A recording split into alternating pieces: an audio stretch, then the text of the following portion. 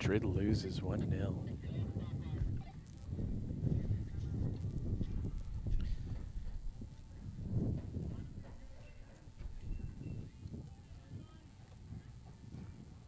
Edvin Jurisevich's watch faster than ours?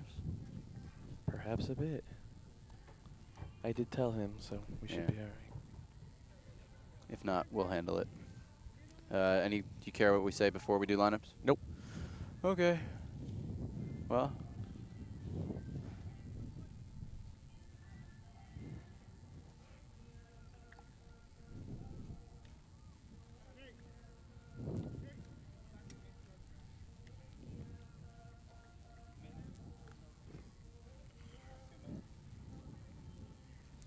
Don't wake me up.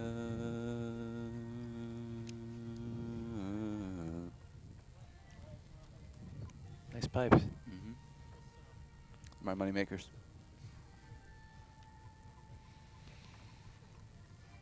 Hey, 20 seconds. Sweet.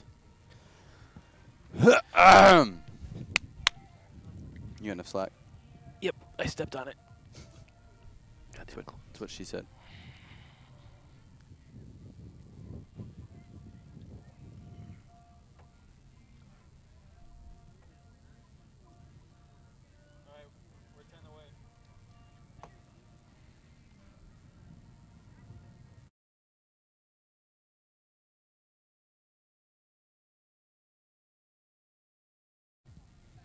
Our day-night doubleheader of Major League Soccer preseason action continues from Tucson, Arizona. It's the Desert Friendlies, the Vancouver Whitecaps, taking on the Houston Dynamo in your nightcap.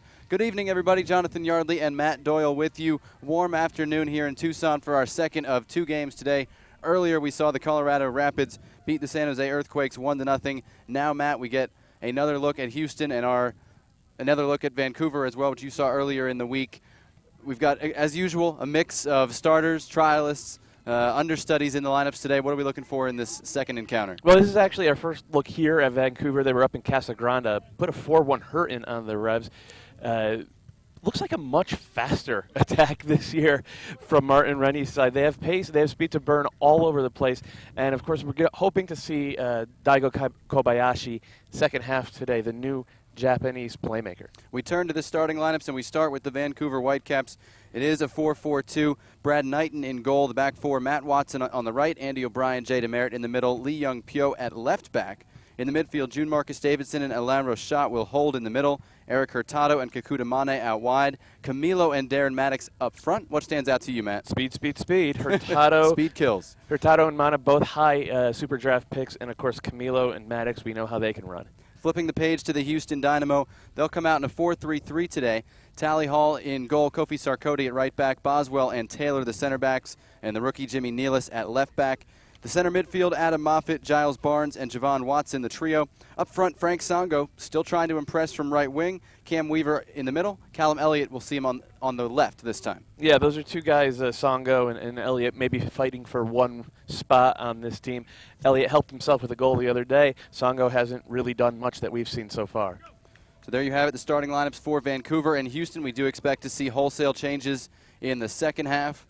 And right now, we're just about set to get underway in the second game of our doubleheader this afternoon in the sunshine here in Tucson. There's the whistle, and here we go. Edvin Jurisevic, the referee, has us underway. Vancouver in all navy blue going right to left in this first half. Houston in white, orange, and white going left to right. Right away, Jimmy Nealis to throw for Houston. Goes back to Jermaine Taylor, his last game with the Dynamo before heading off on international duty for Jamaica. Reggae Boys taking on Mexico on Wednesday. Big challenge for Taylor and company. Picks out Nealis in the left corner, working against Matt Watson. Cross going to the back post, and Brad Knighton has it comfortably and able to keep the ball from crossing the goal line despite losing his footing. Some protests from Cam Weaver right there. Early season form from Cam. Oh, I think he would protest in mid-season too. Knighton's kick sails out of bounds. Of course, Brad Knighton and Joe Cannon battling for the #1 goalkeeping spot in Vancouver. Knighton won it down the stretch last year, started the playoff game. Callum Elliott there trying to play it forward to Weaver, battling with Andy O'Brien. And it's played out for a Houston throw-in. These two teams have only met 3 times, twice in 2011 and once last year. Vancouver winning both games in British Columbia and Houston winning in Texas. Nealis and Javon Watson exchanging passes here, and Watson floats one backward to Boswell, pressured earnestly by Darren Maddox up front. I never know what to call his hairdos, but he's always got the speed and plenty of skill to go with it. Maddox, a popular pick for a breakout season in his second year, left off the Jamaican team that's going to the Azteca on Wednesday. Not too surprising, given that you'd expect they may spend a lot of time defending in that one. They will, but they have brought in a host of English-born Jamaicans. Jermaine Beckford, a familiar name.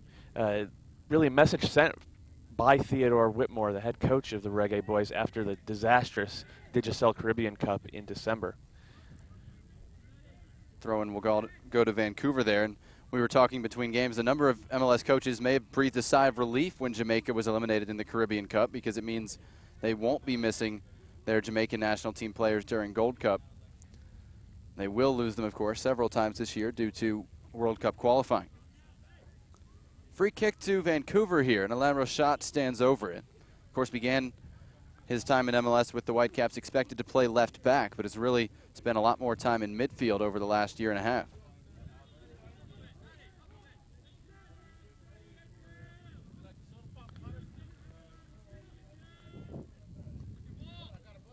Everybody lining up at the top of the 18. Here goes the left foot of Rochat. Tally Hall has it comfortably at the back post, not really threatening on that one. A little bit of catching practice for Tally Hall. Probably disappointed not to be making the trip down to San Pedro Sula. Certainly disappointed not to get in the game the other night for the United States. I would argue that he controls his box as well as, if not better, than any keeper in MLS. Bobby Boswell playing it through for Javon Watson. Outpaces Demeritte to the end line. Demeritte slides and lets it run out for a goal kick. The slide made Javon Watson think better of crossing it and ended up running out for Vancouver. Lee Young-Pyo up the left-hand side for Vancouver. Songo in pursuit and plays it ahead for Mane. Mane on the left side of the penalty area. Squared it into the box looking for Maddox, and it's broken up by Jimmy Nealis. But right away you see how much trouble Vancouver's speed can give an MLS back line. Yeah, and it was a wonderful little through ball from Lee Young-Pyo, and Maddox just miscontrolled his first touch there. You'd like to see him do better if you're a Whitecaps fan. One time it like he did in the playoffs against LA.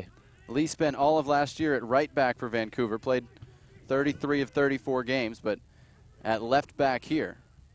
Here's Camilo breaking through for Vancouver, going to shoot, and Tally Hall dives to his right and has it pretty comfortably, but Vancouver, the brighter start going forward. Definitely on the front foot here. This is a team that is vastly different than the one we saw at the end of last season.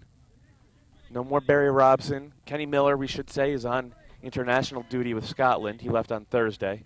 A bunch of guys changed numbers, too. They just want to make it difficult for you. They like to make it difficult. We know most of the familiar faces who are out there now. Matt Watson did switch from 16 to 8, and Eric Hurtado on the ball right now is wearing 16. Camilo has just gone to regular old number 7 after being 37, and his pass intercepted there by Taylor. Hall upfield, and Demeritte collects at the back. Touch took him toward the sideline, where Lee collects it. Demeritte kind of standing idly by in amusement watching Lee try to deal with that. And it's knocked out for a Houston throw. No lack of experience along this back line, sir. Not at all. Matt Watson, more of a midfielder by trade, seeing time at right back here as Houston tries to find Giles Barnes going forward. A couple of former championship players in England going at it there, and it again is ushered out by Demeritte for a goal kick. Both guys with a little time in the Premier League as well. And some big promotion playoff experience. Indeed. Just underway, 6th minute from Tucson. No score between Houston in white, of course, and Vancouver in navy blue. We'll have one more friendly broadcast on Tuesday, and it's not much of a, I don't think there'll be a whole lot of friendly banter going on. It's Seattle and Portland Tuesday morning. And then we'll be back in the Tucson area for the Desert Diamond Cup. Neat moves by Lee Young Pyo there. And it's broken up in the midfield by Javon Watson for Houston. Camilo kind of free range to go wherever he needs to go to find the ball. Trying to pressure Nealis there, who got it ahead to Javon Watson. Knocked out by Matt Watson of Vancouver for a Houston throw. There's a good run out of the midfield from Javon Watson. Want to see him be dangerous there as well, though. Adam Moffitt will switch the play here. Believe me, Watson has something to prove too, because you've got Camargo, Barnes, and Watson all on the bench, all taking up international slots. And if Houston wanted to make a signing, you'd figure one of those guys might be making way. Elliott and Songo in camp, both expected to take up international slots if they were to sign. So as Matt said, likely wouldn't expect both of them to be added. Boswell steps up across the halfway line. Weaver with his back to goal, back to Boswell. Plays Weaver in the box. Weaver trying to get to his left and had too many men against him, including Andy O'Brien. Camilo, early ball out, looking for Maddox. Tally Hall off his line and has it. And MLS keepers are going to have to be very aware and very decisive coming off their line against this Vancouver attack. I would go back to the Boswell play. He pushed up into the attack. We've seen him do that a bunch this week. It's a role Jeff Cameron took on when he was moved into central defense. It gives the Dynamo a numbers up situation anytime they move into attack like that. Of course, both fullbacks have to be very aware of it, sliding over to cover. He likes doing it. Bobby Boswell likes to say he was a midfielder at the youth level until he came up against Ricardo Clark. Clark marked him out of the game, and Bobby was moved further back on the field. He wins it there to Giles Barnes. And over hits his long ball looking for Watson. Had the right vision on it, but just completely mishit it. Here's another one of those Whitecaps who can run. Hurtado inside to Camilo, who again is listed as a forward, but will show up just about anywhere in the attacking half of the field. Similar to how Federico Higuain is deployed by Columbus Crew. Just go where you want to go and make a play happen. It's a lot of responsibility for whoever's in that role. Andy O'Brien stepping up now from the Whitecaps center back spot. Sees this one deflect out of bounds for a Houston throw-in. O'Brien, 33-year-old, his second MLS season, his first full campaign, though only 8 games at the end of the regular season last year. Irish international, who's now retired from international competition.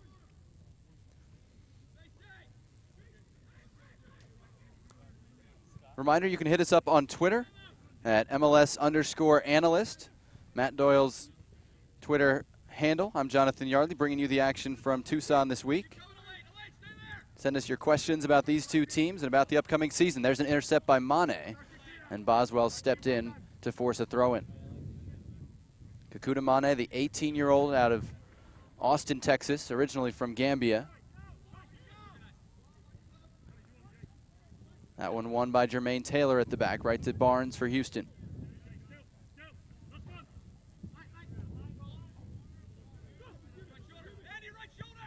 Sarkodie floats the switch out to Nealis on the left. Corey Ash, of course, still back in Houston, recovering from surgery. So a lot of reps for Nealis and Mike Chabala at left back this week. Anthony Arena has also seen some time there in preseason.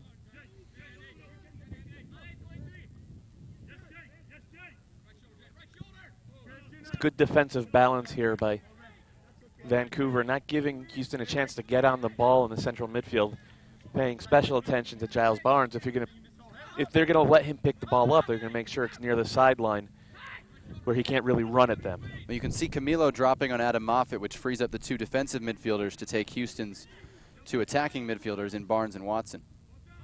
Barnes watches as Watson floats that one into the Dynamo bench for a Vancouver throw.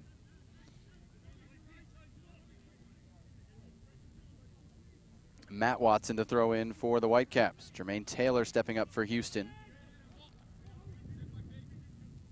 Now Hurtado battling with Nealis. And Nealis clears it out for a Vancouver throw.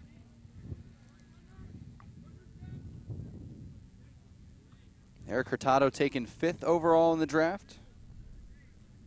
Kudamana taking 4th, and they start on the wings for the Whitecaps.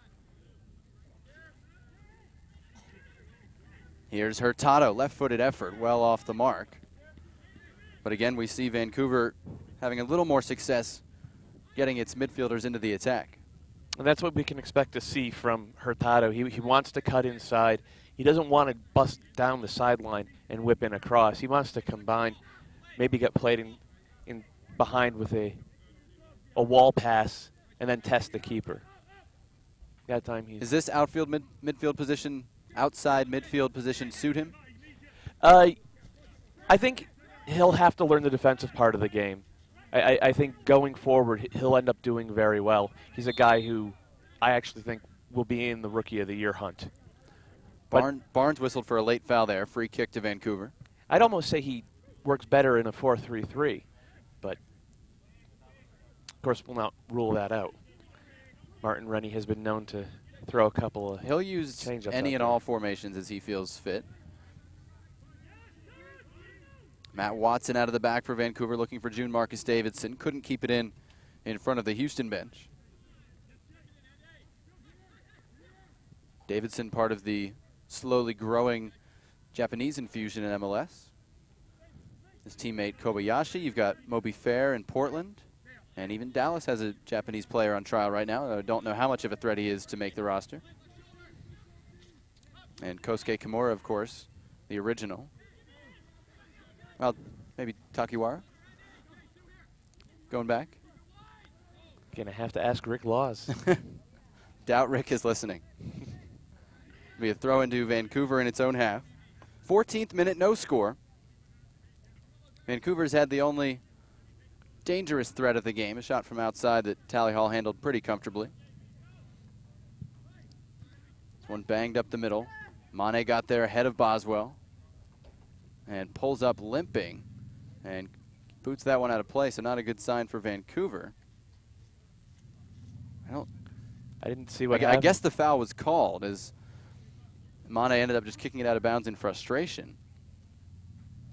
I don't think there was a whistle until he decided that he didn't want the advantage, though. Limping it off right now. He's over on the right, and Maddox is sort of pulled out to the left. It'll be interesting to keep an eye on Mane here because he showed a little temper at the Combine. He went in for a couple of very rash challenges. One, he's had some temper issues in the youth soccer ranks in Texas. There you go. He had a vicious two-footed challenge on John Sturzer, who was drafted by RSL. If it wasn't a Combine game, it would have been a straight red. Lee Young-pyo stepping up left-hand side. Songo trying to stay with him. Lee dancing on the ball, finds Camilo. Javon Watson broke that up for Houston. Watson feeds Callum Elliott back to Barnes. And they get it wide on the near side to Songo. Early ball looking for Weaver, and Andy O'Brien does well to get a foot to it. To Merritt, back to Knighton. And he's able to play out of the back.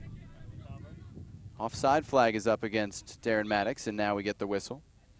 Interesting to see Callum Elliott, who was wide left for Houston, having to do some defensive work after we saw him in a more central role. Yeah, Dom Kinnear's used him all over that front three now, and also used him in a 4-4-2. Songo got a touch toward Boswell, but he couldn't come up with it, and now is caught forward a little bit. Mane on the left against Sarkoti.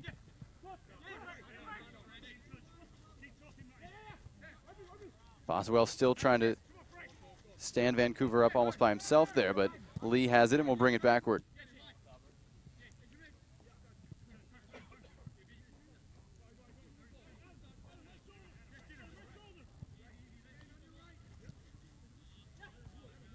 Here's Demerit on the ball, looking for Mane, coming inside.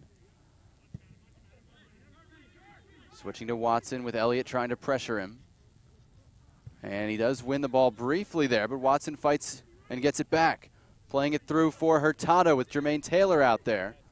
And Taylor with a good shoulder bump knocks it out for a throw-in. You can see how quickly Hurtado was right on top of him, pressing him. I think that'll be a staple of the Whitecaps this season. More and more teams are going to start using high pressure once you see the success Sporting Kansas City has had with it, not really a mystery as to why.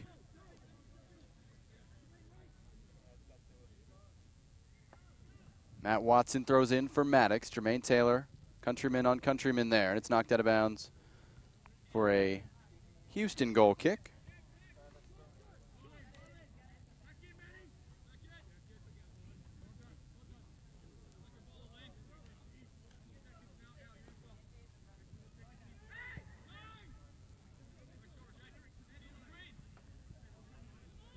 Dynamo go back to Hall with possession here in the early going. 17th minute, no score.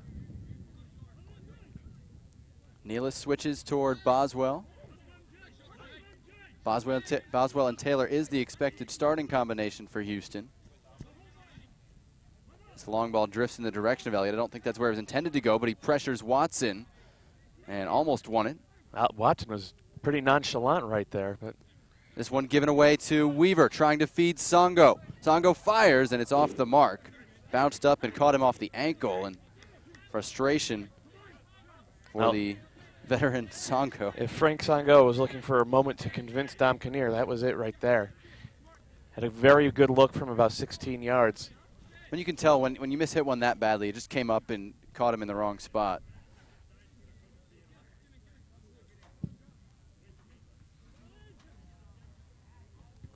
Nealis battling with Maddox, and Nealis stuck his head in and caught a boot there. We play on.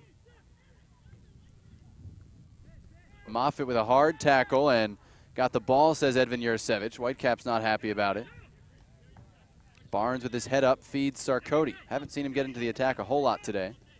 He's got speed to worry about with men on that left side. He's trying to go here. Barnes forced to go backward to Boswell. They feed Weaver. June Marcus Davidson stripped his first touch, though. And now Mane can run on the left. Barnes trying to stay with him. And Sarkoti trying to recover. Mane running inside, and Boswell able to stand him up for the moment. Ball still with Vancouver.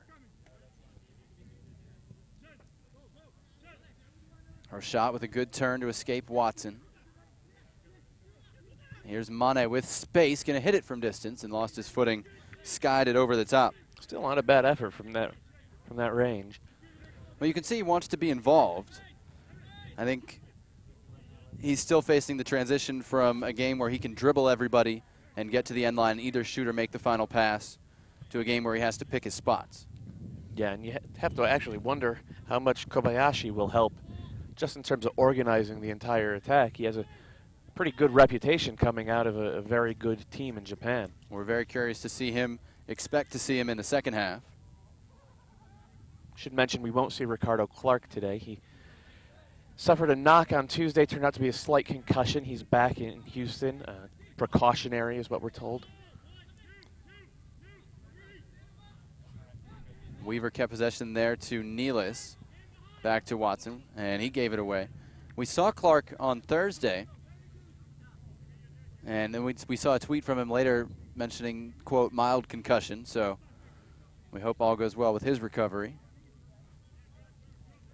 We did get a question on Twitter about the timeline for Corey Ash's return, and don't have a hard timeline on it. From what I've heard, they expect him to be back around the start of the season, so whether he's 100% might be a slight question mark, but certainly hope he'll be able to go. Long ball here, going to be too far for Elliott. It'll be a goal kick to Vancouver. Houston would definitely like to have his experience in the lineup, both in the first game of the regular season and the Champions League Series against Santos, which starts March 5th. Reminder, send your questions or comments to @MLS_analyst on Twitter. We can talk about these teams. We can talk about MLS at large. Matt will answer any question anytime. John is known around these parts as the guy who will eat anything for a quarter. I usually ask for more than a quarter. Here's Sarkoti on the right. Moffitt tried to play it through. Nobody making the run.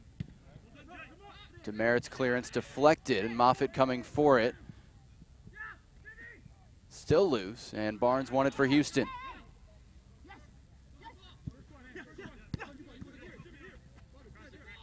Songo's cross blocked. Stays in bounds. And Mane able to win it for Vancouver. Songo didn't read that one very well.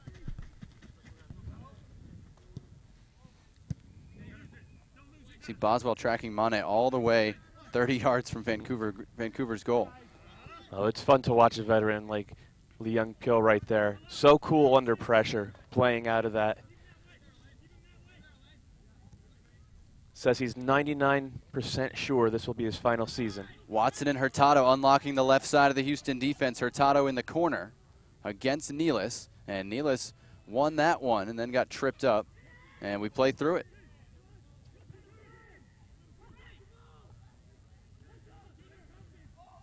Camilo at the top of the penalty area. Cuts to his left foot. Taylor slides, got a foot on the ball. And able to win it for Houston. And they get it outside to Elliott. Cam Weaver fighting for it with O'Brien. Weaver 1 against 5 here, and eventually Davidson comes back to strip him. Not good odds on the 1 versus 5 Cam Weaver breakaway. He was trying to hold it up and wait for help, but just outnumbered.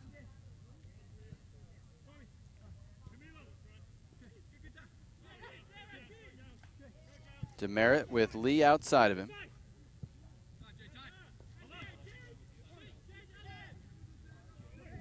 And Leach trying to run behind the Houston defense. Caught Sarkoty for a moment. Pass goes to Camilo, and Boswell won it for Houston.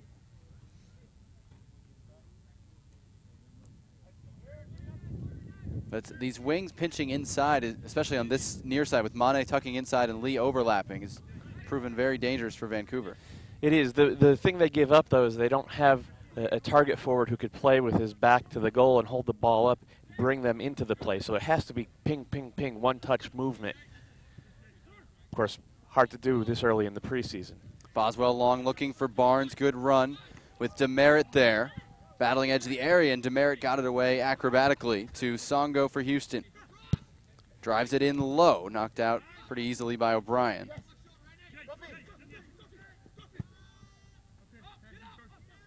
Watson put Sarkoty in a tough spot, and his touch forced him into a rough back pass that sent Nealis all the way in front of his own bench.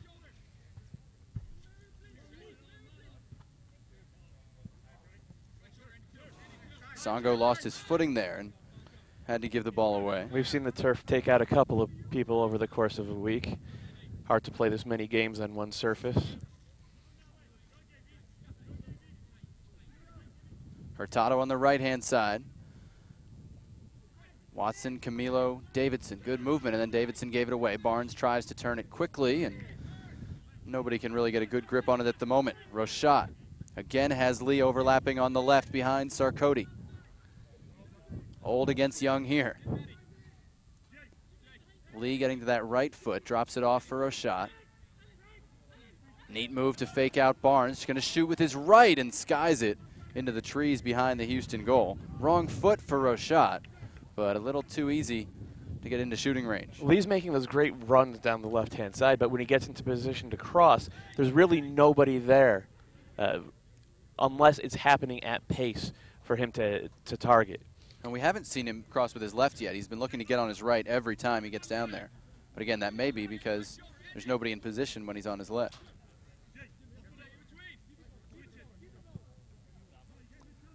Nealis, the opposite left back, across the halfway line for Houston. He's a guy still trying to earn a contract. Second-round draft pick. Weaver couldn't hold that one. Rochat slips it through. Maddox offside. Flag up. Whistle blows. We're going to hear that a lot this year, I predict. 25 minutes in, no score. Houston and Vancouver on a sunny Saturday afternoon in Tucson. Glad you could join us, whether you're in Texas, British Columbia, or around the country for MLS preseason action.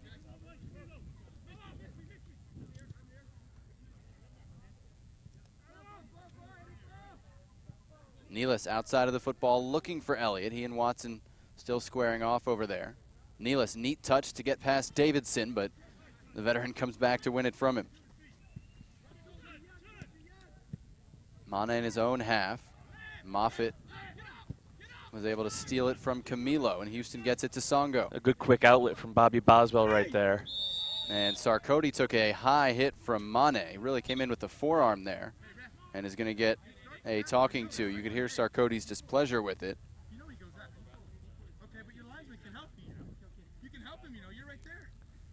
And you may be able to hear Jay DeMerit making suggestions to Edvin Jurasevich. Thankfully, he kept the language PG. Giles Barnes with a chance at another set piece. Interesting to see him take it rather than Songo, who we saw deliver the other day.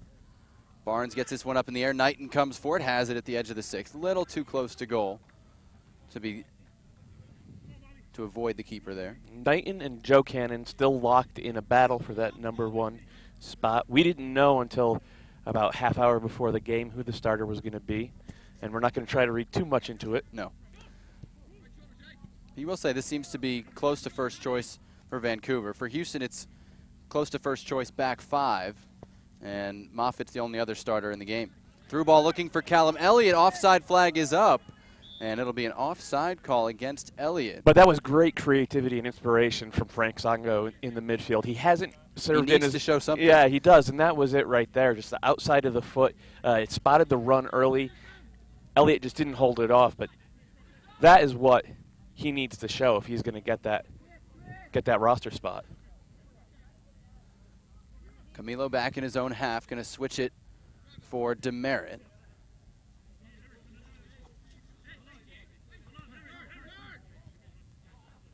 Now Rochat in his own half, plays Camilo again. Houston still trying to figure out those midfield marks. Maddox got behind Taylor for a second. His shot is off the mark as both Taylor and Nealis got back to make it difficult. That's what Vancouver is going to be able to do very well this year. Those quick 3-4 touch sequences right up the gut. You know Darren Maddox is going to be straddling that offside line basically the entire season. DeMerit knocked that one away. It's out of bounds. Throw into Houston on the near side. Part of that comes from the unpredictability of the underneath forward, like Camilo, being able to find a spot. Mane just bangs that one overhead, and Boswell struggled with it a bit, mostly because nobody told him he had a man on him. Camilo, great pass for Hurtado. Hall is out. Hurtado wide. His shot hit the post. Hurtado still with it. Left-footed shot well over the mark. Best scoring chance of the game, and Eric Hurtado couldn't put it away. Great inventiveness, great creativity from Camilo, who's settled into the game now over the past 5 or 6 minutes. Totally unlocked the Houston defense with one pass. A very nice little move by Eric Hurtado. Unfortunate to rifle that one off the post. I've got 7 shots for Vancouver to 1 for Houston in this first half. Now the team in blue is the team that's dominating today.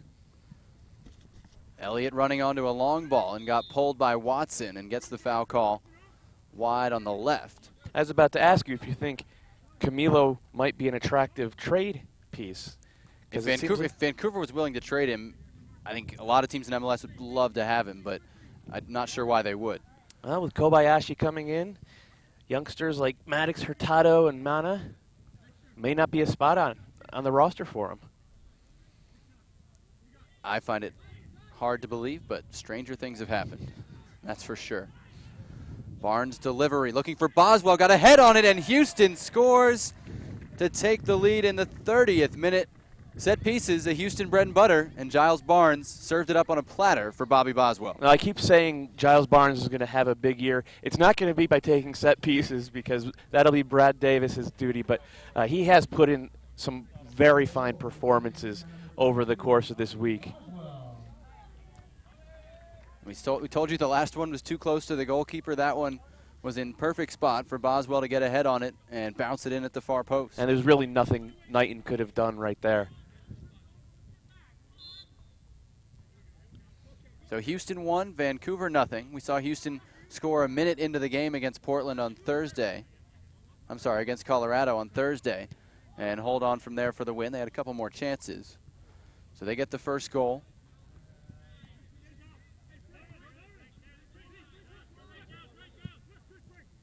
DeMerit forward, pass is picked off. And Sarkody under a bit of pressure at the back, goes back to Hall, who's miskicked it. And it deflects from Maddox right to Tally Hall. And if there is a knock on Tally Hall, that is it. He's just not as good with his feet as most of the guys who are in the U.S. player pool. Of course, we've seen Sean Johnson and Bill Hamid have their mistakes. Here's Charles Barnes stepping forward, and Mane picks his pocket, then loses his footing. Barnes comes back and tries to win it, but Vancouver holds it. I actually thought Hall was very good with his feet on Thursday, but in general, that is probably his biggest weak spot. He hasn't had the big mistakes like Sean Johnson had against Columbus last year. Songo got to the end line, got the cross into Weaver, tried to tee up Elliott. It deflects, still Weaver, and now Davidson steps in for Vancouver. Weaver using his hands a lot in the defending there and may get called for it sooner or later.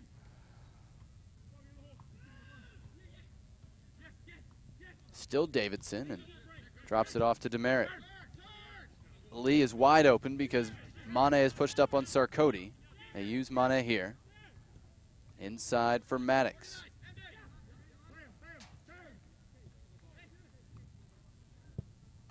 Driven switch by Davidson, targeting Hurtado. Nealis is back there. Hurtado gets to it on the end line. Back to Camilo cutting into the area. Here's Camilo. Squares it. Maddox ties the game. Just like that, Vancouver, one long ball. Sets them up to go to work in the penalty area, and Darren Maddox converts. Well, Camilo, I think I was wrong when I said he might be a trade chip. If he keeps playing like this, they're not even going to be able to get him out of the lineup. He made that play, him and Hurtado combining around the edge of the area and just burning the entire Houston defense, and Maddox putting himself in position to get that one-touch finish. I'm surprised to see that long ball, as well hit as it was, not be cut off by Hall or handled better by Houston, because it really was pretty easy for Hurtado to collect it and go to work. And cracking finish from Darren Maddox, which is what Vancouver fans are going to want to see a lot more of this year. 7 goals in MLS, 9 in all competitions for Maddox last year. It is something that you almost can't plan for, because Vancouver has Mana, Camilo, and Hurtado, who are both such good 1-versus-1 players. If they cut out the first defender and then get themselves 1-versus-1 against the second defender, suddenly the whole team has to backpedal. And when you backpedal against Darren Maddox, you can get in trouble. Davidson trying to play this one for Hurtado. Good header by Taylor backward, and Moffitt fighting for it. Want to throw in for Houston. Hurtado can't believe the call, but it is Houston ball. 34th minute here, 1-1 the score. Bobby Boswell for Houston, Darren Maddox for Vancouver.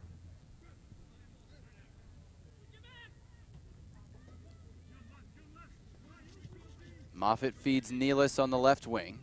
Tried to chip one into the box early, but off the mark for Weaver.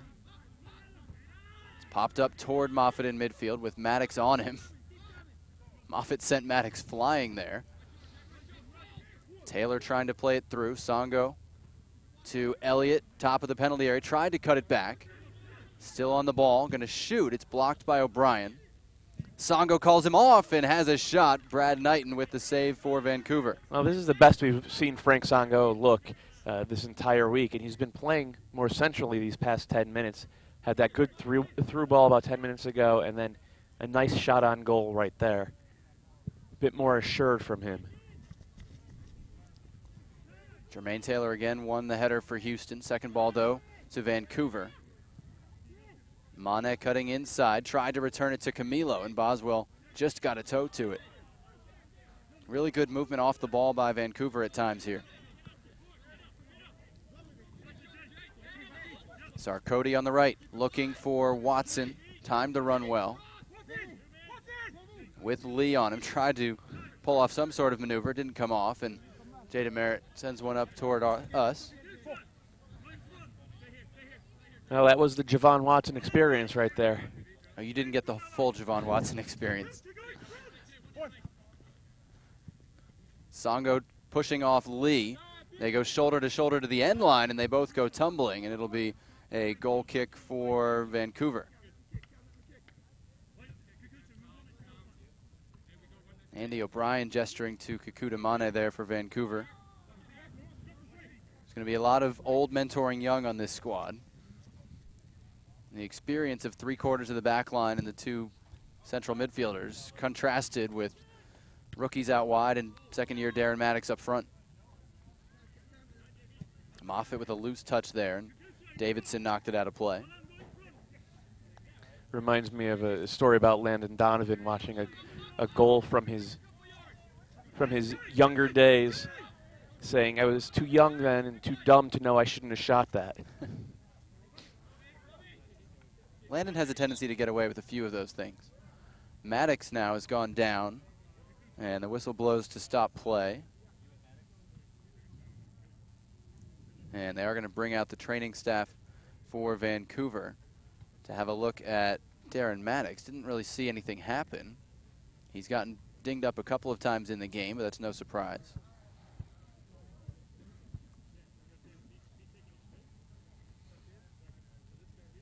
Oh, we have a question from Langley, British Columbia. And I'm going to target this to you, Matt. Do you like the additions the Whitecaps have made? Is it enough to challenge LA, Seattle, San Jose in the West? I like the additions quite a bit, but I don't know if it's enough to challenge. I don't think it's enough to challenge at the top of the West. Mana and Hurtado, I think, are both going to be good players, but you can't rely on rookies that much if you're thinking silverware. Yeah, I think 4th or 5th is a fairly realistic target at this point. From what I hear, the Whitecaps may not be done making moves. Still a month, of course, till the season starts, but... And we'll have a verdict, I think a better verdict later once we've seen Kobayashi play a little bit.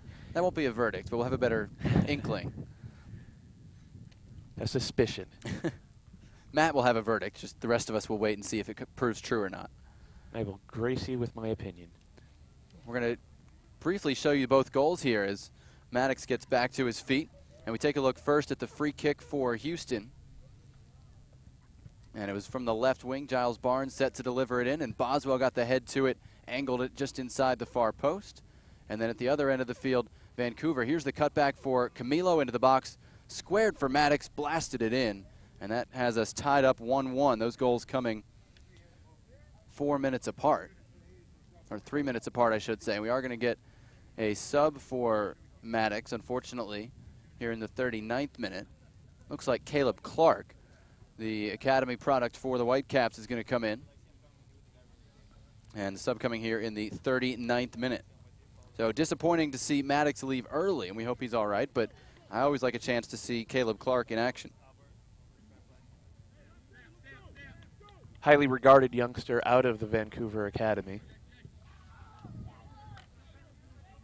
Couple of appearances last year in MLS play for Clark, who's also Canadian under-20 international. He's on the ball here. Clark with Mane ahead of him. Clark going to let fly with the left foot, and he hits it up into the trees as well. Uncharacteristic giveaway from Adam Moffitt started that breakout.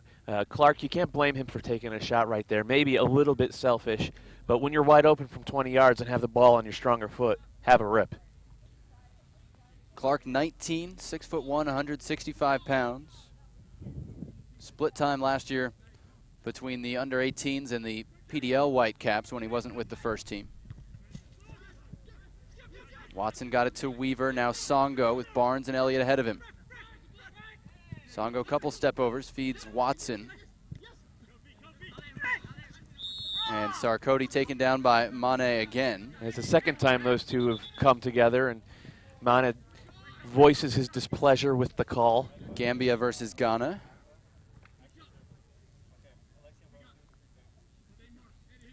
So free kick here, and again, Barnes looks like the favorite to take it. He and Songo thinking about playing it short, but Edvin Jurasevich saying he had already made the decision to mark off the wall. It was almost an apologetic look at Songo saying, well, I've already made the decision. Barnes delivers. Runs through everybody. Watson went to ground. Very dangerous delivery. And it runs out on the far side. Hit the corner flag out for a goal kick. Giles Barnes, very, very impressive so far this week. He's certainly looking like he wants to be on the field. Yeah, if he stays fit, he could be the difference maker. If he gets fit, and then stays fit. He could be the difference maker that Houston has needed the last 2 years in MLS Cup. There's an interview on the Dynamo website where he basically said in England, you don't come into preseason fit, and there's a higher level of fitness expected on day one of preseason here. So he may still be catching up to that. That said, for all the, looking a little bit out of shape, he has done a good job of picking up the second ball in midfield. He has done a little bit of tracking back. Nobody's going to mistake him for Rico Clark, but he doesn't need to be Rico Clark. Yeah, it may just be the body type. I don't know that, how out of shape he really is, but certainly Houston will want him to be 90 minutes fit and available for Dominic Kinnear, even if he doesn't start every game. Subs from both teams warming up on the far sideline. We do expect to see almost entirely new alignments for each squad, as is the custom in preseason scrimmages. This one blasted long. O'Brien heads it. Second ball off the head of Javon Watson. Weaver able to keep it in for Houston, but his pass is picked off. Here's Hurtado on the right. Watson intercepted it. Weaver left it for him. Here goes Javon Watson for Houston, top of the area. All alone, left-footed shot right at Brad Knighton. And Vancouver quickly trying to turn defense into offense. Lee stepping up. Songo trying to stay with him. Lee playing one through, and Clark was making a slightly different run, and Tally Hall covers for Houston. Clark's doing his best to stay onside right there. And Lee, it's hard to hit a through ball at full sprint like that. Foul whistled against Vancouver in the midfield. Callum Elliott down with a knock. We've seen more shots and scoring chances in this game, in this half, than we have in some of the entire games this week. It's really been one of the more entertaining friendlies we've had. I think Vancouver is the sharpest team that I've seen so far. They don't look like they're in early preseason form. That was the case last preseason too, and then they kind of hit a wall about June. I don't know what it is about this group, but... Well, I think last year it might have had more to do with changes to the roster than anything else. Well, right, but those changes weren't made in a vacuum either. Had that shutout streak to start the season, finally broken by San Jose. Davidson's clearance falls to Rashad, who gets it away, picked off by Elliott. Barnes' pass read by Hurtado and picked off. It's a good sign for Whitecaps fans, seeing Hurtado with some success on the defensive side. Elliott in the midfield for Houston to Songo. All very narrow right now. No width whatsoever for Houston. Sarkodie wants to get into it. Songo feeds it to him. Sarkodie against Lee on this right side. Drops it off for Moffitt. First time ball looking for Watson. He just overhit it. Pretty dangerous ball from Moffitt toward Javon Watson. Yeah, that was a very good combination play from the Dynamo right there. As you said, it was all very narrow. Kofi Sarkodie saw the opening and overlapped and got himself in good position, made the careful pass, and then Moffitt just couldn't deliver the cross. It really was incredible. You had all 6 attacking players within 20 yards widthwise of each other, and they were just waiting for the outside backs to take the chance and step up.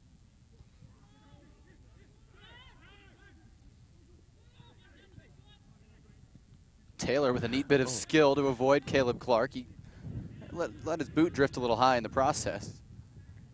Moffitt put him in a pretty difficult situation right there, but I guess now we know why they were practicing those off-foot passes when they first came out. Jimmy Nealis to throw in for Houston. Looks for Weaver. He skies with Matt Watson and Andy O'Brien. Now brings it backward to Jermaine Taylor.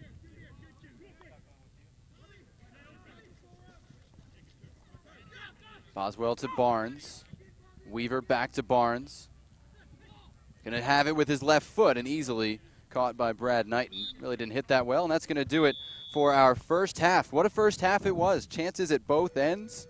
We had a Houston goal from Bobby Boswell. Vancouver came right back with a strike from Darren Maddox. Keepers combined for 4 saves. Can't ask for a whole lot more in a preseason half, Matt. A couple of rookies showing very well. I think Jimmy Nealis, maybe not his best performance, but certainly Eric Hurtado and Kakuta Mane made themselves hurt a little bit. And Camilo, for me, he was the guy who was the player of the half. Every time he got on the ball, really, really dangerous. We'll take a look at some first half highlights here. 1-1 the score, and the scoring chances came early for both teams. This is Eric Hurtado hitting the post after being played through and firing his rebound shot over the top. Then Houston with the set piece. Giles Barnes' delivery headed in by Bobby Boswell at the far post. That put Houston up 1-0, but Vancouver right back 3 minutes later. Camilo setting up Maddox, fired it in to tie the game 1-1.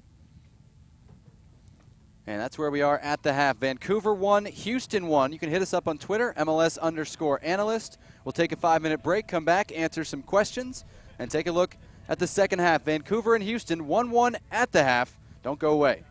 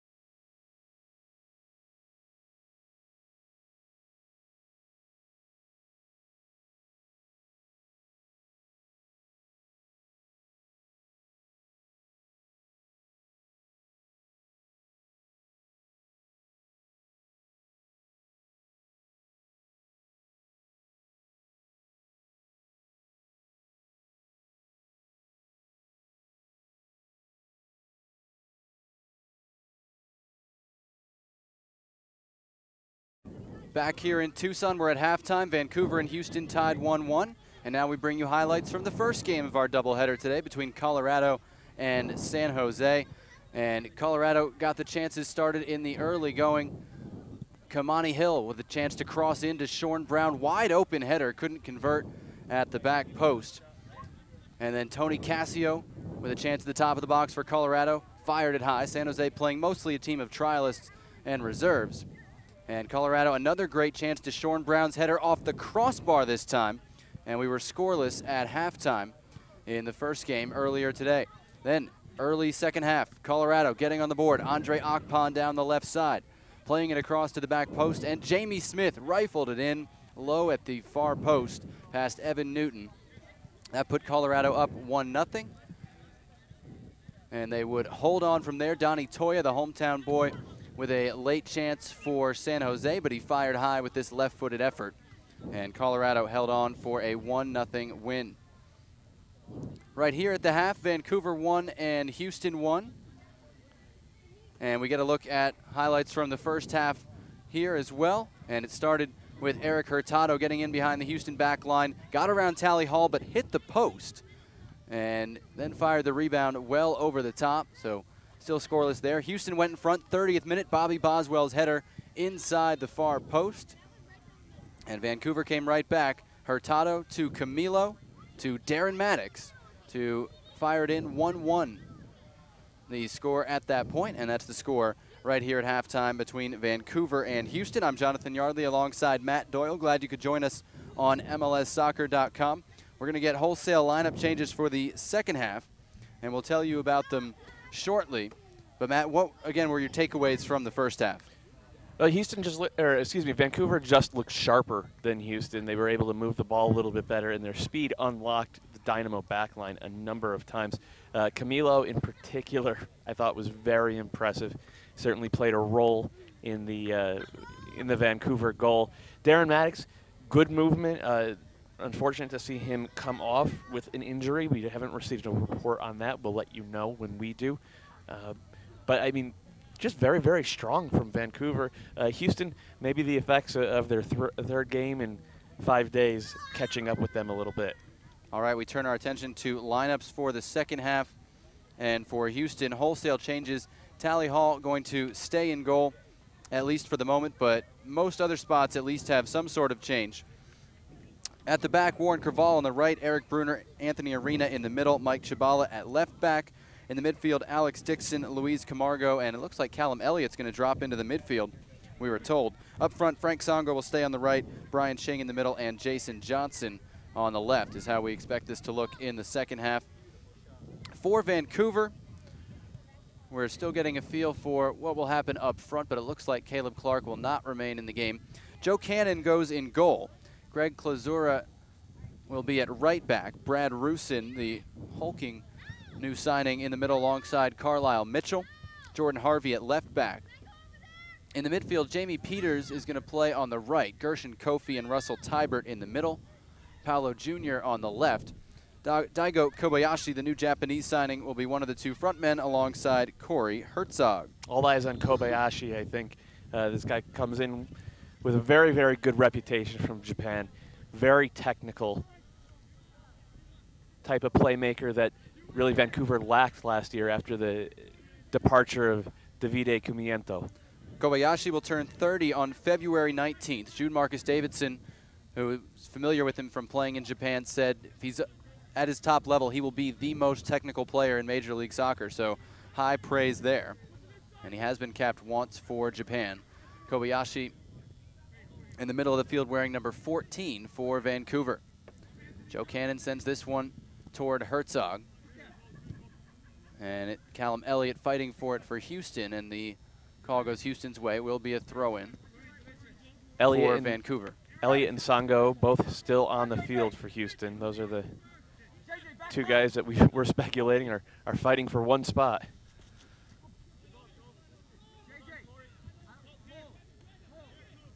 Throw into Warren Creval at the right back spot. Interesting to see Elliott tried in the midfield for Houston. Again, that's one where you may say they're trying to find some versatility from him, see if he could play a couple different spots and be more valuable to him. Ching on the ball, getting it ahead for Elliott. And it's knocked out of play by Carlisle Mitchell for a Houston throw. There's that Scottish influence in both of these teams, of course, and Callum Elliott adding to that. Dominic Kinnear, Scottish-born, though American through and through. It's the less heralded Scots who have had more success in MLS, it seems, this decade anyway. Had Mo Johnston and John Spencer back in the day. I don't know how heralded John Spencer was, but he was a heck of a player in MLS. Mitchell heads this one away. Ching took a tumble and got to his feet with a glare for Carlisle Mitchell, I think. I can see that from here, and that's the other end of the field from us. Edvin Jurasevich, the referee, addressing the situation. Just underway in the second half, 48th minute, Houston 1, Vancouver 1. Warren Creval plays this one through. Songo going to chase it, and the offside flag was up anyway. I don't think he kept it in, and it'll be a free kick to Vancouver at the back. Reminder, you can tweet us your questions, MLS_analyst, the Twitter hashtag. And one question we got, with no John Thorrington or Barry Robson for Vancouver, who is a good stand-in? Can Gershon Kofi, pull the midfield strings? Well, it's interesting because Robson and Thorrington really played different roles for Vancouver Thorrington last year. Much deeper. Exactly. And Robson was really used almost as just a pure playmaker, which didn't suit him at all, I don't think. So, I mean, just man for man, you're saying Kobayashi is the replacement for Robson, and I would guess that Kofi is going to be in the mix to replace Thorrington, certainly June Marcus Davidson, Alan Rashad. I think those three guys will probably split the two deep-lying positions. Here goes Alex Dixon for Houston, feeding Jason Johnson, and a slide tackle away by Greg Klazura at the last minute. Good play from Dixon, who the Dynamo want to see something from this year, and he earns his club a corner. First corner of the game, actually. And with Giles Barnes out, Frank Songo will trot over to take it.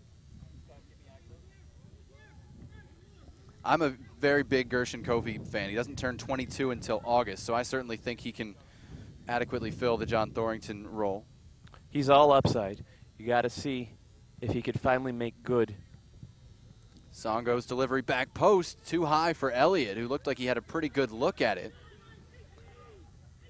Dixon back to Songo. Will play it in again. It bounces through, and foul whistled against Houston in the process as Bruner ended up alone with it at the back post. As I was saying about Kofi, he hasn't put it together for more than a game or two. I've seen some games where he has been a dominant player. Right.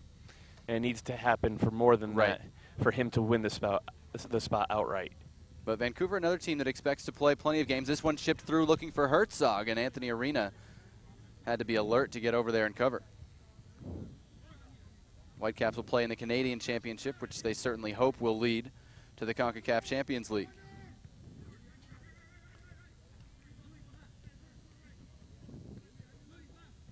Russell Tybert getting one of his early touches. Herzog leaves it for Harvey. It's picked off by Frank Songo for Houston. I don't think Kobayashi's touched the ball yet. Songo sliding, got it away from Kofi to Callum Elliott in the middle for Houston. Drives it to Johnson, and a sloppy touch by Johnson under his boot. And it's in the corner. Rolls out for a Vancouver. Well, Jurasevich signaled throw-in, but he's now agreed with his linesman's decision of a goal kick. And Cannon couldn't connect cleanly with Paolo Jr. Whitecaps probably wish they had that one back. Paolo Jr. wide on the left in what could be a 4-4-2, what could be a 4-2-3-1 here. Kind of an interesting role for him. I think of him much more as a second forward. Yeah, but if he's going to play second forward, then he has to finish, and that's one thing he did not do with RSL. Herzog towing the offside line. This one's played through for Kobayashi. Tally Hall off his line. Handles it well with his feet. Kobayashi still hasn't touched the ball, but he's been dangerous. Johnson comes back for Houston. Here's Chabala on the left. Inside to Luis Camargo. Has some space, decides to take it on the left side of the field. Camargo trying to get by Greg Klazura, the right back. Camargo shoulders him off in the box, played it across, knocked away, and Klazura skies it up the middle. Here's Kobayashi on the ball, head up, Nobody stepping to him at the moment. Going to try and hit it, and Tally Hall has it comfortably. Well, that would have been quite an introduction to MLS. It really would. I don't think it could have been topped if that one had come off. The odds are not good, but he thought about it. I think audacious is the word that comes to mind there. Here's Kofi on the ball in the middle. He's the last guy to score from midfield in MLS. I'm trying to think. Don't believe we had one last year. Parkhurst, Beckham, De Rosario are the ones that come to mind, and you're right, none of those were last year. Paolo Jr. on the left with Harvey overlapping. Paolo Jr. on his right foot playing it toward Kobayashi, and Anthony Arena clears that one away for Houston. I was impressed with Arena as looking to lock up that fourth center back spot for Houston. Yeah, he definitely reads the game well in the final third. He needs to work on transition. Didn't communicate very well the other day, but in terms of emergency defending, seems to have that one down. Yeah, I don't think he's stepping into play right away like Austin Berry or Matt Hedges last year, but as a depth guy, could be a good pickup. So Kobayashi has proven to be an entertainer, as he's been described in the early going. Luis Camargo marking him at the moment, loosely. This one driven out to Paolo Jr. Warren Creval read his first touch well and got it to Songo. Ching holds it up. Dixon put in a tough spot there, and Creval just has to bang it forward where Kofi intercepts. Kofi shoulders off Elliott, who's done very well physically in most games we've seen. Here's Russell Tybert stepping forward to Jamie Peters on the right, not under contract. And Mike Chabala knocks that one out for a throw-in. It's a new role for Russell Tybert in the center of the midfield there. It's been used mostly on the wings. I think they tried him at left back as well last year. They want to try to find a permanent home for him. Throw-in goes to Herzog in the box. Arena got a head in, and high boot whistle. It'll be a free kick to Houston. Jamie Peters is the trialist on the right wing for Vancouver, last with Ipswich Town. 26 caps for Canada, and good experience, good pedigree for the 25-year-old. Does he have a role for Vancouver? This is really the first we've seen of him. Well, he might have an inside track, really, because he is Canadian, and all three Canadian clubs, Vancouver, Toronto, and Montreal, have said in this offseason, we want to get more Canadian. We want to be the one that's filling the national team. Well, Montreal also said they wanted to get more Italian, right? I don't think they said it. I don't know if they said it, but that was the unspoken implication. Don't be afraid to say it. I'll say it. Montreal wants to be European. It's all right. Chivas wants to be Mexican. Montreal wants to be European. Klazura at right back for Vancouver. 55th minute, 1-1 the score. Very entertaining first half, and the second half has seen a couple of chances. Not quite as lively just yet. Jordan Harvey on the left. Got a lot of starts last year. See if Matt Watson at right back can push Harvey to the bench. Elliott let that pass run when maybe he shouldn't have, and Klazura breaks it up. Gotten a bit sloppy here over the last couple of minutes. I want to see Kobayashi get on the ball and start pulling the strings and dictating the pace of play. Yeah, they really haven't played through him much at all in these first 10 minutes. Creval inside for Songo, chopped down by Gershon Kofi. That's one part of his game you'd like to see maybe limited just a bit. At least managed better as Klazura heads away the long ball intended for Jason Johnson. We need to ask him if he wants to go by JJ or by Jason Johnson. We were told at the Combine that JJ is just his nickname. Okay. Yeah. I think Bobby is just Bobby Boswell's nickname, but it's still his name too.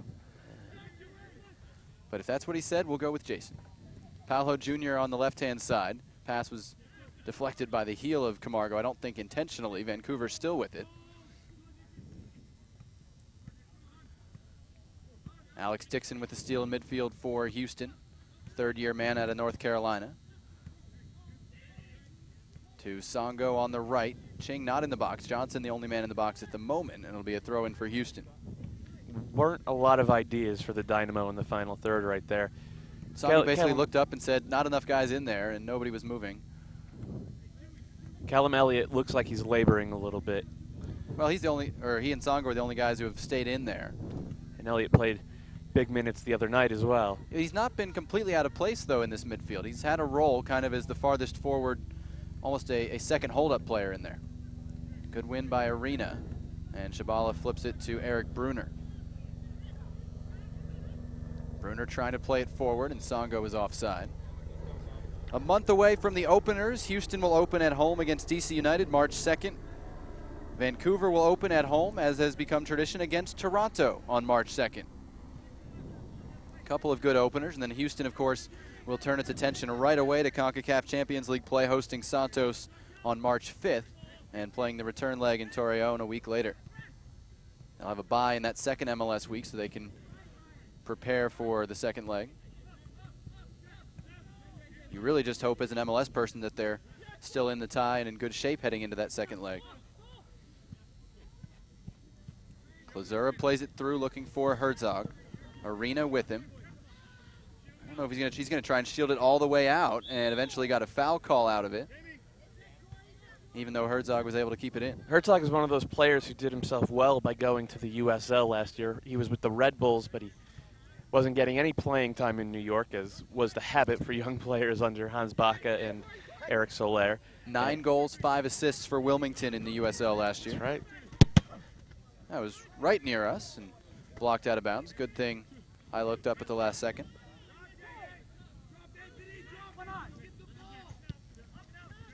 Dixon gets it back to Chabala, tries to switch it for Creval and brings him into it at the halfway line. That's a nice switch from Mike Chabala with his right foot. Creval looking ahead for Songo in the area. His shot, or cross, blocked out of bounds for a corner kick. Whatever you want to say about Mike Chabala, he's turned himself into a pretty good two-footed player, capable of playing on the left or right side. Songo will line up the corner again from the right.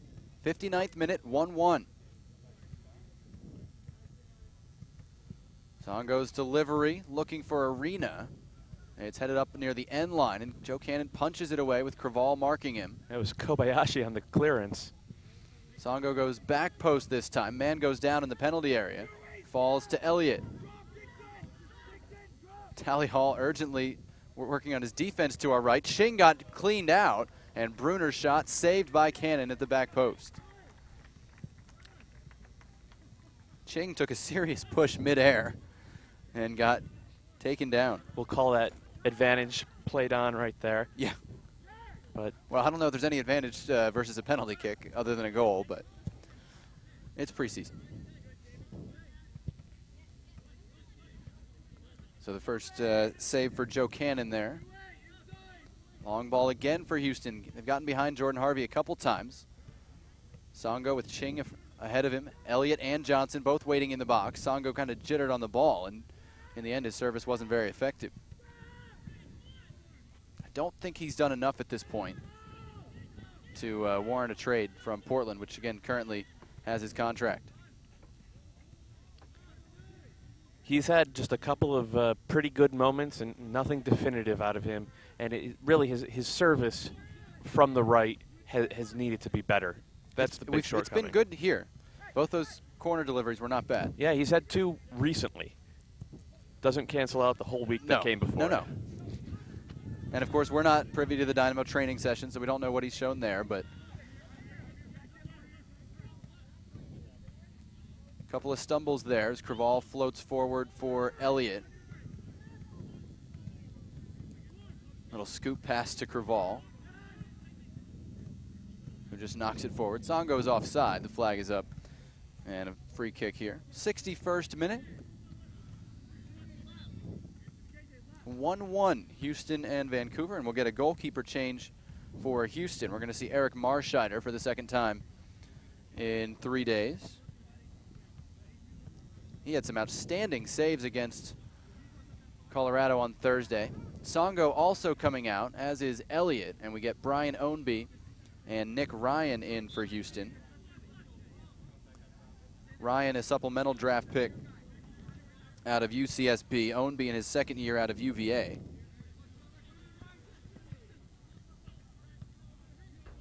With Ryan, the question is going to be, can he handle it physically? You could see out there he's smallest guy on the field by some margin. Russell Tybert making a good run to the corner for Vancouver. under pressure, couldn't keep the ball in, and it'll be a goal kick for Tally Hall. And he doesn't have physicality or the great athleticism, but a lot of college coaches we talked to said he's just a soccer player. He just understands the way the game is supposed to happen. Well, he's got a crowded spot to try and break into, but he does get a look here in the center of the field. He came on for Elliott. Songo also came out, and we told you Eric Marscheider in goal. There were a couple of chances in that Colorado game that we thought had just been hit wide watching it live, and when we went back and got the replays from different angles, clearly he had made a brilliant save or two in that game. Helped Houston win it 1-0 with, I think, 4 saves in the final 30 minutes. Tybert trying to play Paolo Jr. through on the left, and the ball checks up, but not enough.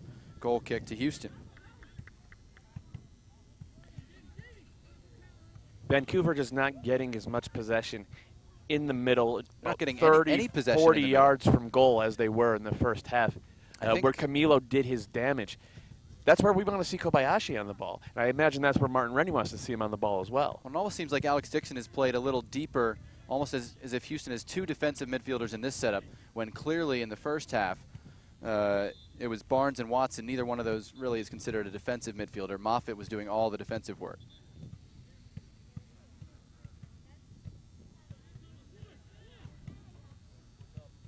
Edvin Jurasevich discussing things with a few players near the top of the box, and now Houston will restart. And Dynamo are going to bring up the big guys, and Alex Dixon is going to deliver this. We've seen Barnes, we've seen Songo, now Dixon, with Arena and Bruner up among the targets. Brian Oadby as well. Here it comes from Dixon. Didn't get over the first man as Kofi headed it away, and it's knocked out of bounds by Paolo Jr.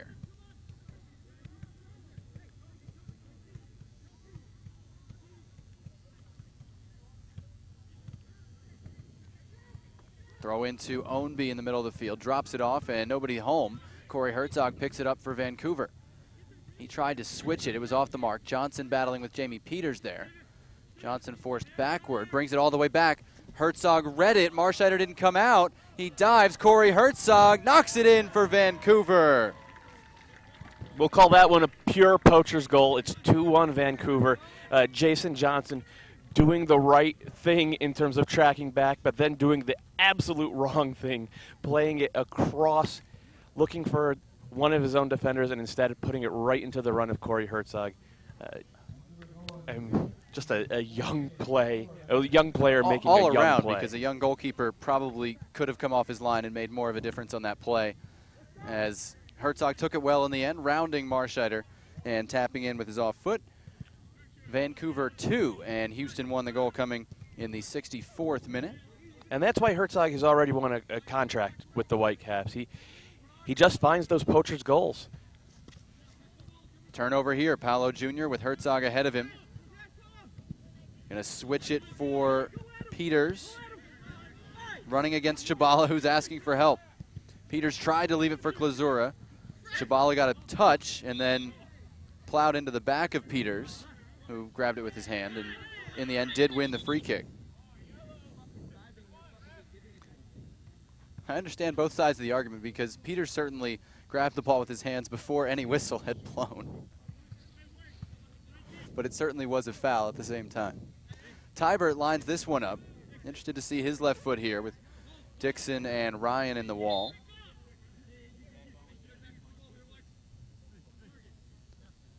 Brad Rusin, the big target here. He's just now asking for 10 yards, Tybert, so the near side linesman will mark it off.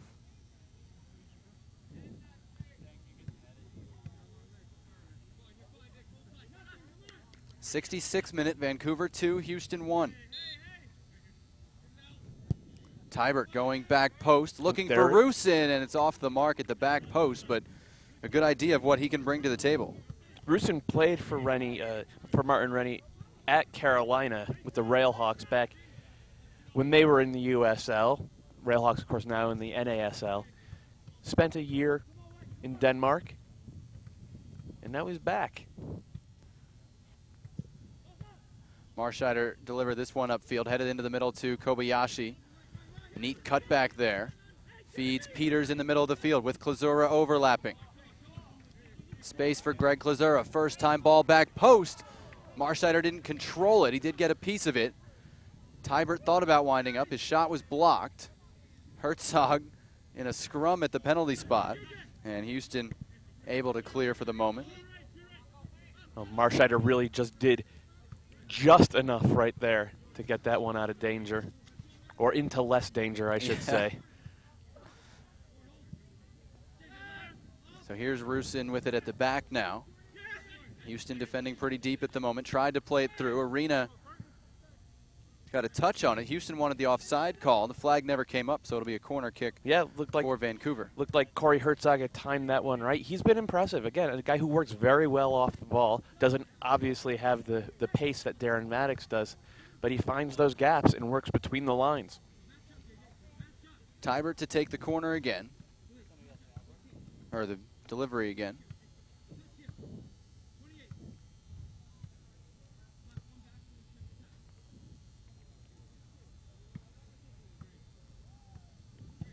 There he goes, near post. Chabala heads away, right up the middle to Kobayashi. Wants to try it.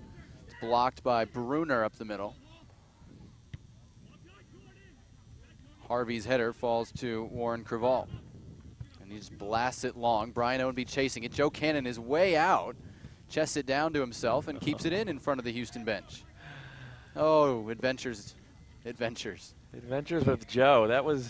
I thought that one was going to end ugly for the Whitecaps right there. For all you kids watching at home, that is not how they draw it up. Hey, if you're going to get out there, he made a good play once he got there.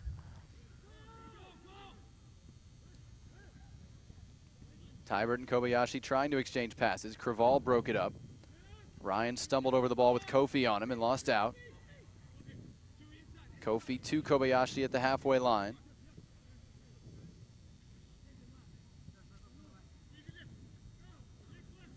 Here's Tybert for Vancouver. Wants Herzog to go long. Bruner with him. Arena in the middle. Timed the offside trap perfectly again. And Bruner pokes it out for a corner kick. This is good work from Corey Herzog. Still only 22, his third year out of Penn State. Was a Generation Adidas signee, but that option not picked up, so he's on a different deal at this point. Kobayashi will take this corner, an in-swinger from the left.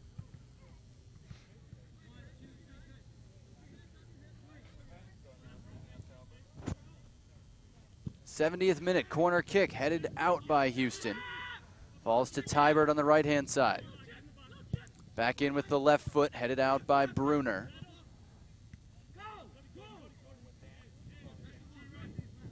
Tybert trying to find Kobayashi, does so. And Paolo Jr. stripped by Brian Ownby for Houston.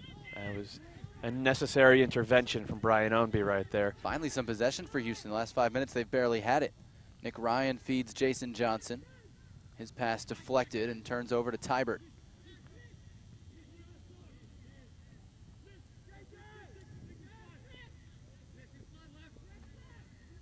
Here's Rusin, big man in the center of the Vancouver defense. I don't use that term lightly either. Yeah, he's built more like a middle linebacker. 6'4", 213 is the listing. Long ball here off the head of Chabala, out for a Vancouver throw-in. It'll give us a chance to take a look at the Vancouver goal just a few minutes ago. As you look at Jason Johnson's back pass, ended up right in the path of Herzog. He got around Marscheider and tapped in with his left foot. That put Vancouver up 2-1. Back to real time, throw into the Whitecaps on the right side. Here it comes from Herzog, headed out by Camargo, falls to Kofi, top of the box. Wants to get on the right. His shot's deflected, knocked out of bounds by Bruner for another Vancouver corner. All Vancouver in this second half, really since the goal. The goal, which was handed to the Whitecaps pretty much, seems to have energized him. Kobayashi to take the corner again, takes it short to Tybert. Back outside to Kobayashi, drives it back post, and over the top, out for a goal kick. Not sure if that one was a shot or a cross from Kobayashi. It was both. 72nd minute, Vancouver 2, Houston 1. We'll get another sub. Paolo Jr. going to come out. And Evan James going to come on for Vancouver. This is a Canadian who was drafted by Montreal last year, was under contract at times, but ended the year not in Montreal's plan, so he's looking to catch on. Again, classified as Canadian, so therefore little extra value for those 3 teams north of the border. And he was part of the recent national team camp, didn't get into the game versus the U.S. He did get in versus Denmark, though. James to the end line here, and it's knocked out, they'll say, off of James for a goal kick. He's not happy about it. And you saw right there what he brings. He has pace and a little bit of 1-versus-1 skill on the wing. He was part of Charlotte's run to the College Cup in 2011. Can you name another? Donnie Smith. No, another former Charlotte player, not from the recent draft class in MLS. There's one here in Tucson.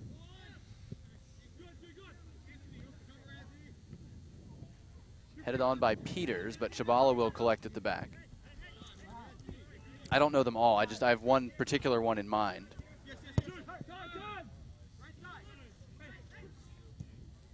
Camargo back to Arena. Now Dixon for Houston.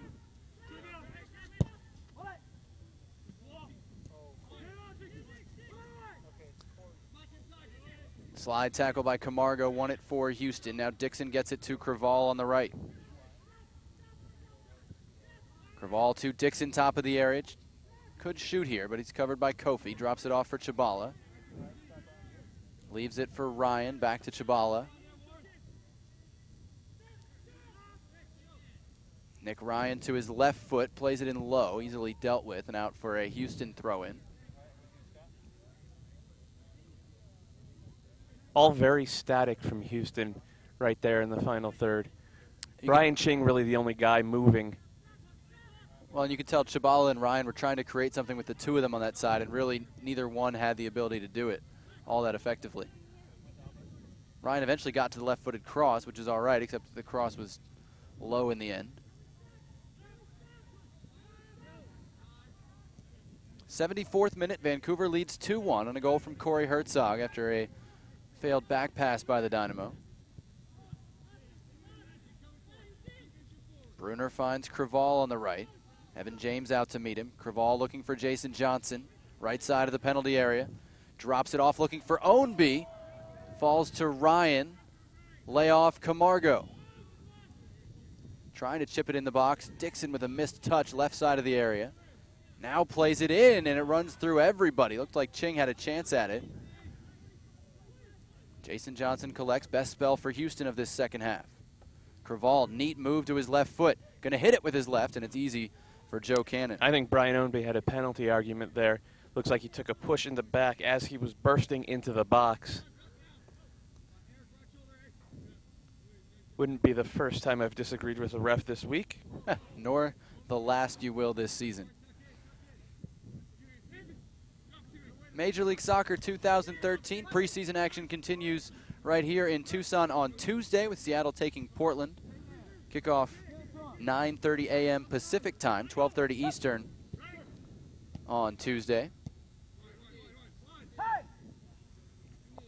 Of course, the season kicks off in earnest March 2nd. A reminder on MLSsoccer.com, the fantasy game is up and running. Go to fantasy.mlssoccer.com, set your fantasy roster for the season ahead. Tybert tried to play that one in toward Herzog, and eventually Chabala able to clear. Closera throws in right in front of our crowd microphone.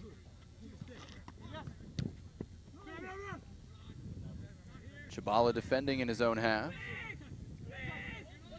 Gets it away to Camargo.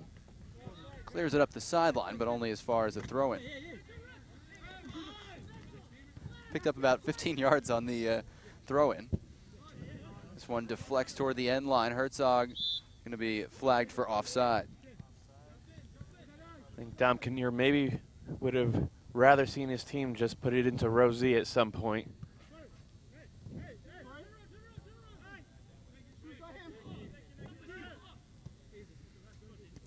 Here's Nick Ryan in his own half. Backward to Arena. 77th minute.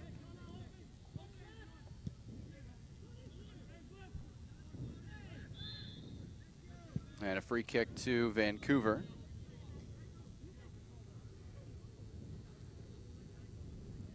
Houston will play in the Carolina Challenge Cup, as will Vancouver.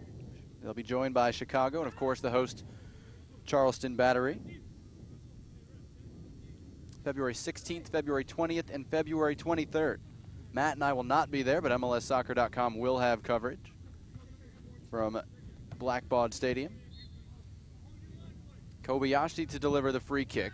Low driven ball headed out by Arena.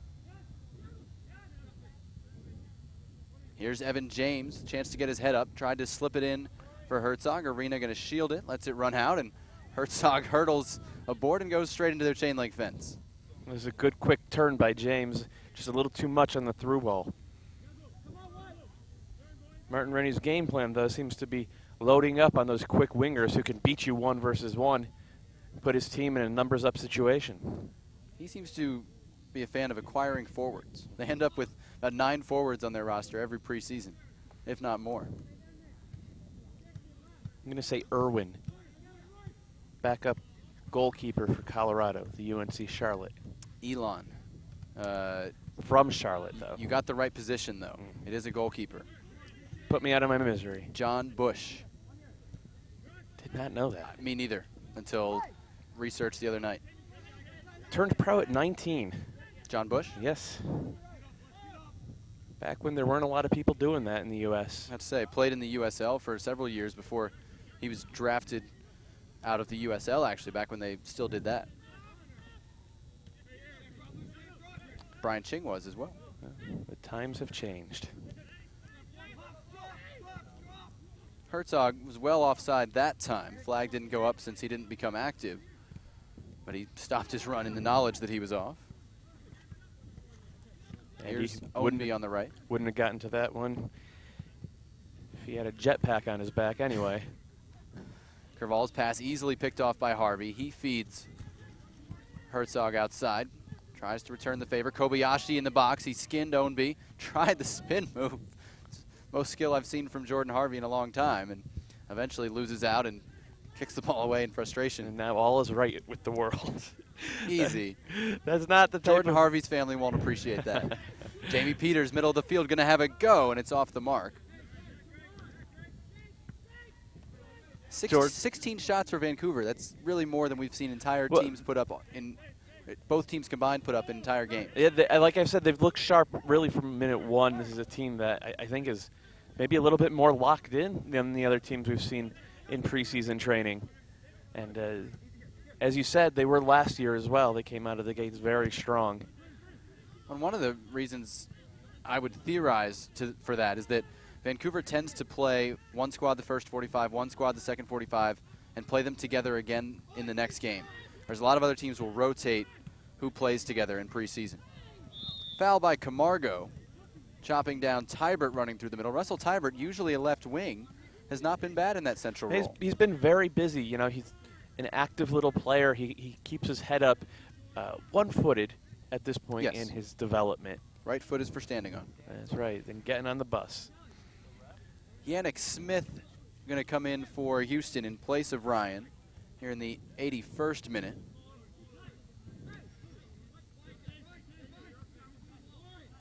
Draft pick out of Old Dominion.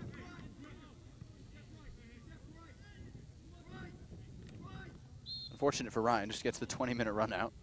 And Kobayashi will line up the free kick. Diving save by Marshall. I don't know if that one was headed on target. Yes, we did have someone on Twitter point out that Graham Zusi scored from the halfway line in the Open Cup. I was at that game, so I do remember it, but not a league game. Didn't fit the criteria.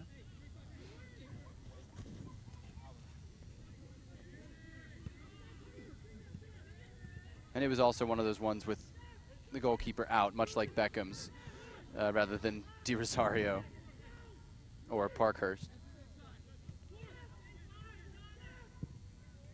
Houston bench is up trying to kind of tell everybody where they're supposed to be on the field at this point. I think Smith is still trying to find his spot. Yannick Smith out of Hillsborough, New Jersey. I think Smith played every spot on the field during the combine. They had him right back, left back, both wings, center, midfield. Didn't leave much of an impression. Had a great junior year, scored 16 goals. Was a semifinalist for the Herman Trophy. Well, the scouting report is excellent speed, excellent physical attributes, but not a high soccer IQ at this point. And so whether he can catch on with an MLS team seems a little questionable. One of the late round picks by Houston in the supplemental draft, but you could see him wind up somewhere in American soccer next year, or this year, I should say. Ocean City would probably be the closest PDL team for him if he stayed in the amateur ranks. I think I may owe Jordan Harvey an apology, by the way. He brought down that midfield switch very nicely with one touch a moment ago. Here's Kobayashi, right side of the penalty area, plays it back post, and Craval able to get a touch on it, and Bruner knocks it out of trouble to Smith. Smith ahead to Brian Ching with Rusin on him, left-hand side. A lot of space out here. Ching cuts inside, tried to feed Jason Johnson. It was deflected. They still fight for it. Smith won it. Ching and Rusin go up. And now Klazura clears for Vancouver.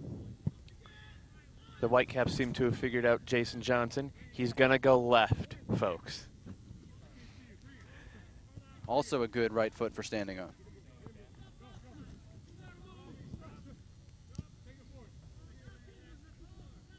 Anthony Arena on the left side for Houston. Mike Chabala coming back in that direction at the moment. 84th minute, Vancouver 2, Houston 1. Bruner with the driven switch for Ownby on the right. Ownby made an impression against Vancouver in one of his league appearances last year, setting up a goal, and he gets fouled there to set up a free kick opportunity. It seems like every time he steps on the pitch, somebody's flattening Brian Ownby. He's spent a lot of time rolling around in the grass this tournament. Usually gets the call, though. Alex Dixon lining up the free kick to see if Houston can answer back here in the late going. Edvin Jurasevich will set the wall. This one will be coming from the shadows into the sunlight in front of goal where they're lining up for it. Dixon delivers. Headed away by Rusin, who is marking Ching. You put your biggest defender on Brian Ching. And it's out for a Houston corner. That was a very, very good near-post battle right there. And it's just fundamentals. Bruner and Carlisle Mitchell, the backup at the matchup at the back post.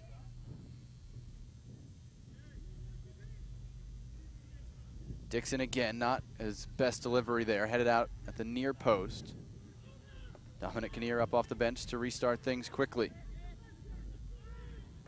Luis Camargo, the last man back for Houston.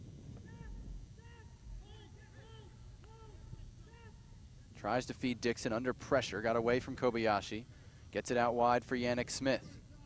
Smith, left-footed cross back door, looking for Ching. He headed it down. Dynamo wanted the penalty call. At least one player did. Suspicion of handball there, I think. Not going to get that. Didn't have a whole lot to do with the play. Herzog trying to run flat and managed to stay on side. Bruner got ahead to the pass for Evan James and now goes down a little theatrically, and it'll be a throw-in for Vancouver. I don't know if he was diving or if he was just awkward there, but wound up eating some turf. We've heard Martin Rennie up shouting instructions off his bench for the past minute and a half here. He's not a shy man.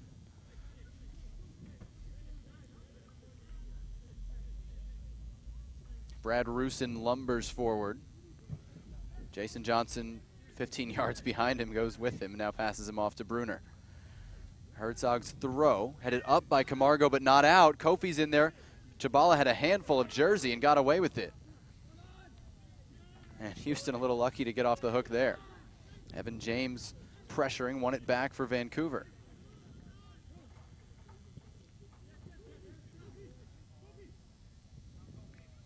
Kofi to Jamie Peters.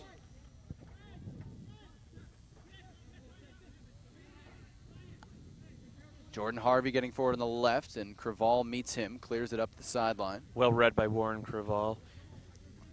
Came out of college as a defensive midfielder. Really, the MLS Combine last year was the first time he had played right back. He looked good there, and Houston used him in both spots last year, but with the glut of midfielders the Dynamo have, right back is probably going to be his spot of choice this year. And they talk about college kids needing to up their soccer IQ when they first come to MLS. I don't think Warren Creval had much trouble with that at all. Very, very heady player. Dynamo were very happy to see him in the second round last year. Peters' neat turn, but just off the mark, trying to return it to Klazura. And I got to tell you, since Yannick Smith has come on, I have not been able to figure out if the Dynamo are still in a 4-3-3 or they've switched to a 4-4-2.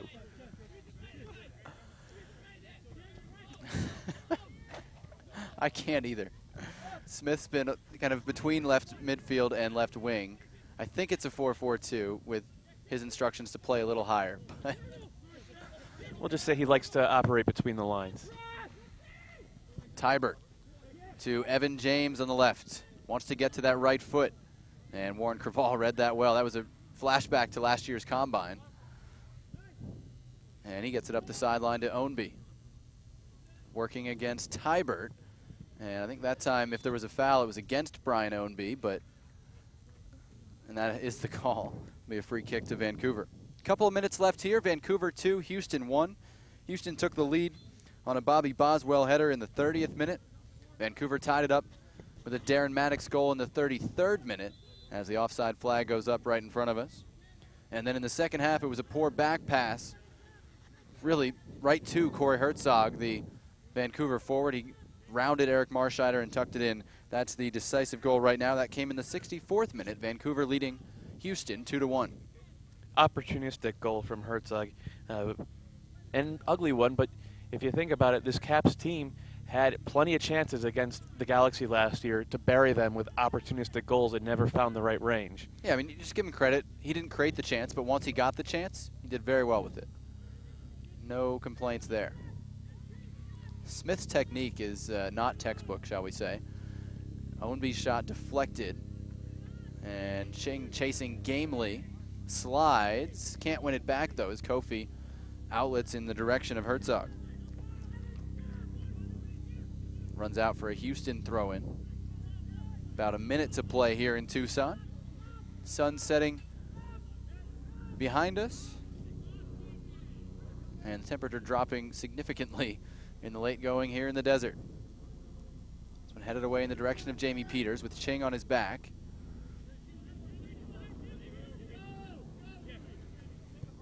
Tries to run past Camargo. Arena got there. I don't think he was going to get that call. Chabala tried to turn past Kobayashi, couldn't do it. Herzog, top of the area. Back to Jamie Peters. I think Kobayashi expected to be slotted through right there from Herzog.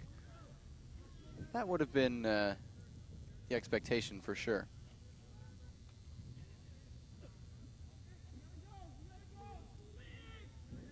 Creval under pressure in his own half. Houston down a goal. Would like to get forward here, and I think Brian Ownby just managed to trip himself and kick the ball out of bounds, so also not textbook. Nope, it was deflected out, so Houston does have it back with Arena ahead to Yannick Smith on the left. Chance to run for Smith. Left-footed ball into the box looking for Johnson, who got a touch to it and tumbles down for no apparent reason. And it is a goal kick for Joe Cannon that should do it on our friendly this afternoon. If he was trying to earn a penalty, it was not a very legitimate attempt. Needs a little work in that department. They haven't gotten to that in preseason. I will say training this yet. for Jason Johnson. He does put in an honest day's work out there. Needs to polish, smooth out some of the rough edges, though.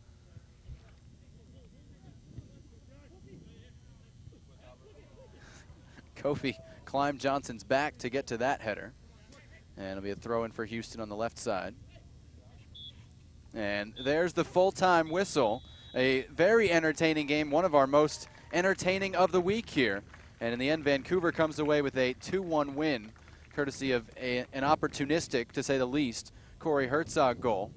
And a big hug there between Yannick Smith and Corey Herzog. A couple friends meeting after this one as Vancouver wins it 2-1. And we take a look back at some of the highlights from today. And in the first half, it was Hurtado getting around Tally Hall and firing one off the post. Got his own rebound and fired high. That was early in the game. And then Houston got on the board 30th minute. Giles Barnes cross headed in by Bobby Boswell. Houston up 1-0 there, but just 3 minutes later, it was Camilo breaking into the box, squaring it for Darren Maddox, sliding to finish. That tied the game 1-1. And then in the second half, Jason Johnson, just an awful back pass right into the path of Corey Herzog, who got around Eric Marscheider and tapped in with his left foot. That was the decisive goal, and that what made the difference. Vancouver 2, Houston 1, the final on the scoreboard. Matt, it's preseason. The results never the most important thing. What do we take away from this one? I actually do think that for Vancouver, the results have to be important at this stage because they ended last season so poorly. They need to get some confidence built up, and they need to feel like they're going to step on the field with 10 other guys who are going to win.